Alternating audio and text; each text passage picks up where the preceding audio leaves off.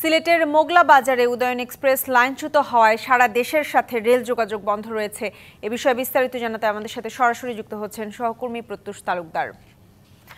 প্রত্যুষ, rail যোগাযোগ বন্ধ হওয়ায় যাত্রীদের ভোগান্তি নিয়ে বিস্তারিত জানাবেন এবং এই ঘটনায় হতাহতদের সম্পর্কে কোনো তথ্য আছে কিনা? আমি এখন রয়েছি ঠিক সেই ইঞ্জিনটির সামনে, যে ট্রেনের 3টি বগি আসলে লাইনচ্যুত হয়েছে এবং ট্রেন দুর্ঘটনায় ঘটেছে। তবে একটি সর্বশেষ তথ্য আপনাকে জানাতে চাই, সেটি হচ্ছে যে আসলে এর আগের বুলেটিনে আমরা যেটি জানাচ্ছিলাম, কালনী এক্সপ্রেস ঢাকামুখী কালনী এক্সপ্রেস ছেড়ে যাওয়ার মাধ্যমে আসলে সীমিত পরিসরে রেল যোগাযোগ শুরু হয়েছে এবং এখানে আসলে পাশাপাশি ঠিক এই লাইনের পাশেই কিন্তু মেরামত কাজ চলছে এবং ট্রেনের যে সকল রেলের ইঞ্জিনিয়ারিং বিভাগের যে সকল কর্মী রয়েছেন তারা কিন্তু এদিকে তারা মেরামত কাজ করছেন। যদিও আসলে সাধারণ মানুষ, উৎসুক জনতা এত বেশি ভিড় করছে এবং তাদের সামনে এসে পড়েছে যে কোনো ধরনের দুর্ঘটনা ঘটে যাওয়ারও একটা আশঙ্কা রয়েছে বা কেউ হতাহত হওয়ার। সানবিট সব দিবে সামাল। সানবিট ম্যাজিক প্রেস ডিশওয়াশিং এর মাথা ঘোরানো সলিউশন।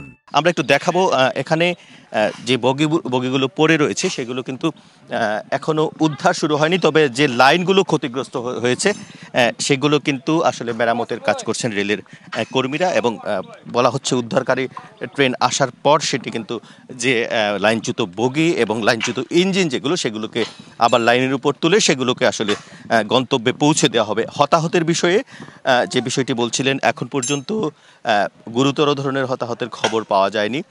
কিছুক্ষণ আগে উপজেলা নির্বাহী কর্মকর্তা এখানে এসেছেন, আমরা তাকে জিজ্ঞেস করছি, তিনিও আসলে বিস্তারিত কিছু জানাননি, তবে বলেছেন যে কয়েকজন হতাহত হয়েছেন, তারা আসলে প্রাথমিক চিকিৎসা নিয়েছেন। তবে এ ব্যাপারে আমরা বিস্তারিত তথ্য নেওয়ার চেষ্টা করছি।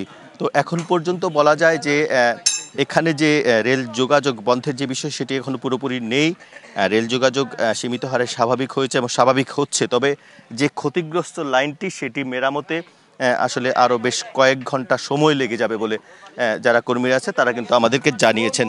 তো আমরাও অপেক্ষা রয়েছি আসলে কখন উদ্ধারকারী ট্রেন আসবে এবং সেই মেরামতের চূড়ান্ত প্রক্রিয়া এবং সেই যে বগিগুলো পড়ে আছে লাইনচ্যুত হয়ে সেগুলো উদ্ধার প্রক্রিয়াটা আর সর্বশেষ তথ্য আপনাদেরকে জানাতে পারবো।